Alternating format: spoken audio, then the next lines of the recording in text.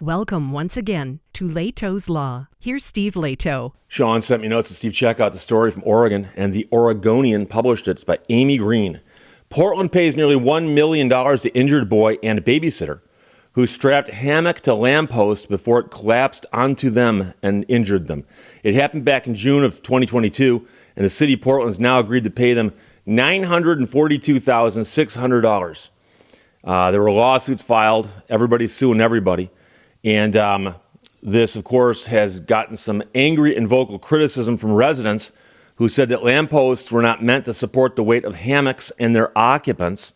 Now, attorneys for the babysitter and the boy, however, contend that the city failed to warn the public of the dangers presented by hundreds of the city's historic lampposts. They pointed to a city assessment that happened after the incident that found that the posts could pose life and safety hazards to the public. The babysitter affixed the hammock to a tree on one end and a concrete lamppost on the other end in Irving Park. Both the babysitter and the boy were in the hammock when the lamppost crashed onto them, according to the lawsuit. Now, the boy was 9 years old. The babysitter's age is not given, but the babysitter was an adult at the time. The babysitter suffered extensive injuries, including a crushed pelvis and a concussion that caused her to black out. The boy suffered fractures to his skull, jaw, and leg, was pinned under the lamppost for more than 10 minutes, and later underwent open heart surgery, according to the lawsuit. Court papers show he endured a long and grueling recovery, with his grandmother flying in from overseas to care for him, and both of his parents cumulatively taking months off from their jobs. His medical expenses reached at least $186,000, according to court papers. Now, here's the thing. I've often talked about how with lawsuits, you need two things: liability and damages. And think of them as numbers that are multiplied together to get the end result. So you can have big damages with no liability, and you're out. You can also have big liability and no damages, and likewise, you're out. So you need both of them. And so no one's questioning the damages suffered by the boy and the babysitter. There's no question. The damages are huge. The damages are huge. The real question that people have is the liability, because you're arguing that the city is responsible for this. And for the city to be responsible, well, then you win because you've got these huge damages.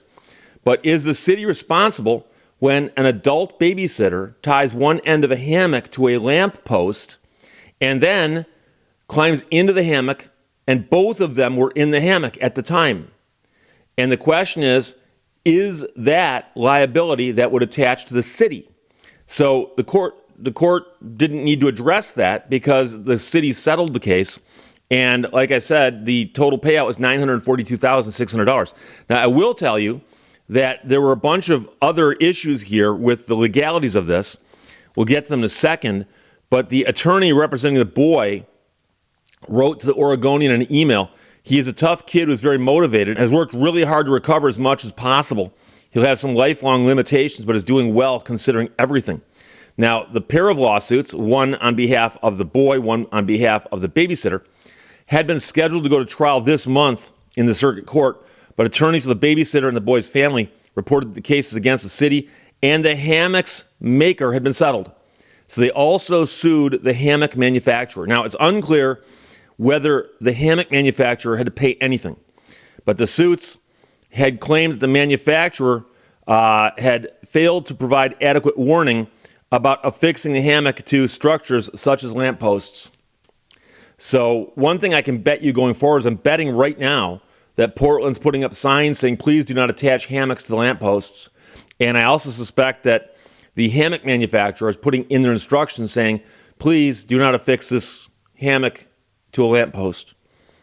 The babysitter also got $160,000 from the city, but they don't state her age or anything like that in the court records, but she was an adult at the time of the accident. Now, the boy's mother received $782,000 on behalf of her son. So that's the portion that goes to him. And in case you don't know this, a minor child, generally speaking, cannot appear in court and represent themselves. Someone else has got to do it, a guardian or some kind of next friend, they call it sometimes. And the court will appoint somebody to oversee and take care of the legal interests of the child. So there will be an attorney involved also because there was an attorney, but the attorney will meet with the boy and the parent who is doing this. So it turns out that the amount they paid was the maximum they could pay under a tort claim limit established by the state.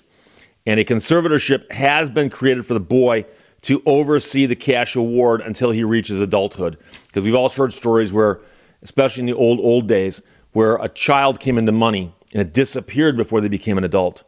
So the Portland City Council approved the settlement a couple months ago. And now here's the thing.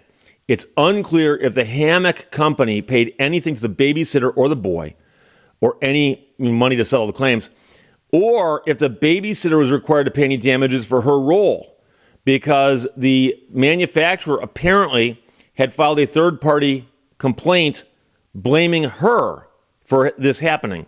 So she sued the hammock manufacturer and the city. He sued the hammock manufacturer and the city, and the hammock manufacturer sued her for her role in this.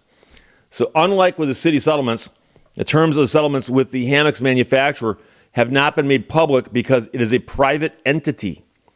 A Portland lawyer who represented the hammock maker said a confidentiality agreement prevents him from sharing many of the details about the litigation. He said, "I can tell you that the hammock instructions were sewn directly onto the hammocks themselves and stated that the hammocks should only be attached to healthy trees with at least a 10-inch diameter." So when I said earlier that there's going to be notices, well, there already was a notice, but I suspect they're going to update that notice and make it a little more specific. A spokesperson for the Portland Parks and Rec didn't respond to a request for comment. The city previously said that the public should not attach anything to its lampposts. And they've said hammocks, pets, pets on leashes and so on. And a city attorney for Portland expressed satisfaction with the outcome, saying, "We believe this mutually agreed settlement is in the interest of all parties." According to court filings, the city tried to fight the claims by pointing to a recreational immunity statute that is meant to protect landowners when people who recreate on their properties are injured. But the city had problems with that argument because the child was being watched by the babysitter, and therefore it was part of a job and not part of recreation. That was the argument, and it didn't get litigated, so we don't know how that would have been answered. But 9 months after the Lamppost struck the babysitter and the boy, the city of Portland announced it was replacing hundreds of posts in parks across the city. A safety assessment found the posts could pose a hazard to park users. That led the city to ultimately remove 290 lampposts and shrink their evening hours until the lighting fixtures could be replaced within those parks. Some residents directed their frustration at the babysitter, faulting her for the lamppost collapse. The high-profile collapse of lampposts is among one of a series across the United States and the world in which people who have affixed hammocks to trees, poles, structures, or posts were wounded or died. And here's the thing. Hammocks are an interesting device. They've been around for quite some time. And the thing about a hammock is you have to attach it to something. And I see a lot of people use them camping because you pull into a campsite. What do you got? You got a space in the ground and a couple trees. Okay, you string a hammock up between the trees. Now, I've never seen a hammock or what it's attached to break before, but I've seen people fall out of hammocks. Also, if you go on YouTube, you can find videos of bears comically trying to get into a hammock and falling out, and that can be quite amusing. But the thing you have to imagine is that when you attach a hammock to something, a post, a lamp post, a pole, the pole that holds up a basketball backboard or something, if you look at the way it works with physics, you've got a pole here and you got the hammock attached to it, and then it goes across and it's attached to something else over here. The weight pushing down on the hammock is tending to pull these posts this way. But of course, if they're large trees, the trees can take it. But if it's something like concrete, which might be brittle and snap, the stuff is going to fall towards the hammock and its occupants. And that's something that you should be aware of if you're stringing up a hammock and you're looking at something wondering, is that strong enough to hold me and someone else? If there's going to be two people in the hammock. And so here's the thing. I don't know what this lamppost looked like, okay?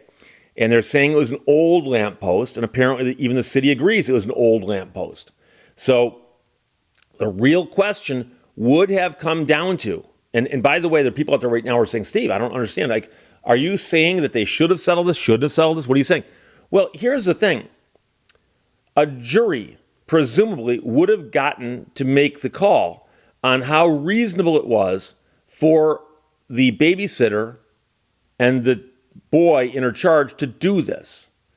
And if the answer is it was reasonable, then you can imagine that the damages would be substantially larger than what the settlement is. On the other hand, if a jury came back and said, no, that was unreasonable. That was absolutely unreasonable. That's on them. Well, then they might have gotten very little or nothing. And so there's a couple things you should always keep in mind, and one of which is a lot of times people on juries will look at a defendant and ask, can that defendant afford to pay this, and what will it do to the defendant? And so they're not supposed to do that. In fact, there's jury instructions that tell them specifically not to worry about whether or not someone can pay a judgment. That has nothing to do with whether or not somebody owes money. Somebody owes you money, they owe you money. Even so, if this had happened on private property and it was a nice young couple who bought a historic home and somebody attached a hammock to their lamppost and there was a horrible accident, somebody might go, well, gee, that's so bad, because if we rule in favor of the victims here and not in favor of the lamppost owner, well, it's gonna destroy that nice young couple to lose their house. But on the other hand, it's a city. Oh, the city's got lots of money. And that is something that the city's always got to worry about with a jury. If it gets to a jury might just say, they got plenty of money. It's no big deal. They can pay it. That's one thing that they've always got to worry about. And of course, the other thing you have to worry about is, even though a jury will be told about how to look at liability, then damages, okay? A lot of people on a jury, when they go through a trial, will see photographs of the injuries and photographs of the recovery and documents regarding the medical care, and that will overwhelm their thought process to where they're going to be going, oh my gosh, this kid's got horrific injuries. He's got a lifetime of recovery ahead of him. It's a catastrophe, and he deserves money. But the size of the damages doesn't mean he's owed money. What means he's owed money is if there's negligence on the part of the defendant, or defendants in this case. And so the defense attorneys in this case, and of course the city that agrees to pay the damages, they're looking at those things saying, if we get in front of a jury and this gets to a jury, we could be in a lot of trouble. So they might look at this and go, this is a fair resolution. And so I have no opinion on the righteousness of this award. Like I said, I have not seen the lamppost. I don't know if there's a photograph of the lamppost before the accident, because that would be quite telling. Did it look rickety, or did it look like it was solid, made from cement? So it's a crazy story, but one thing I can tell you is it's settled. So presumably the parties are all happy with this. So that's something to think about. So Sean, thanks for sending it from the Oregonian. Amy Green wrote it. Portland pays nearly $1 million to injured boy and a babysitter who strapped a hammock to a lamppost that then collapsed onto them. Questions or comments, put them below. Let's talk to you later. Bye-bye. Thank you for watching Lehto's Law. On the other hand, you have different fingers.